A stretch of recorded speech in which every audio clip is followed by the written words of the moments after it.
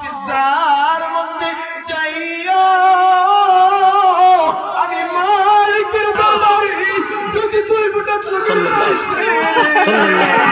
কাঁদতে পারো রে বান্দা, আমি আল্লাহ রাব্বুল আলামিন কথা দিয়ে দিলাম, কি কথা দিলাম? বান্দা তুমি তওবা করো, চোখের পানি নাকের ডগার আসার আগে আগে আমি আল্লাহ তুই বান্দার তামাম জিন্দেগীর গুনাহগুলি maaf করে দিব। সুবহানাল্লাহ।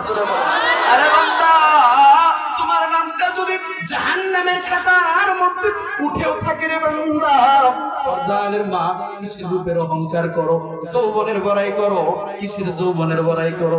আজকে তুমি বেপরদা অবস্থায় এই যৌবনের রূপের বাপ দেখাইয়া গরিমা দেখাইয়া বেপরদা অবস্থায় রাস্তা দিয়া যাও। এর যুবক ভাই, কিসের যৌবনের অহংকার করো? তাকায়া দেখো মাহফিলের মধ্যে যুবকদের চেয়ে বৃদ্ধ বাবাজিদের সংখ্যা বেশি, এদের দিকে তাকায়া দেখো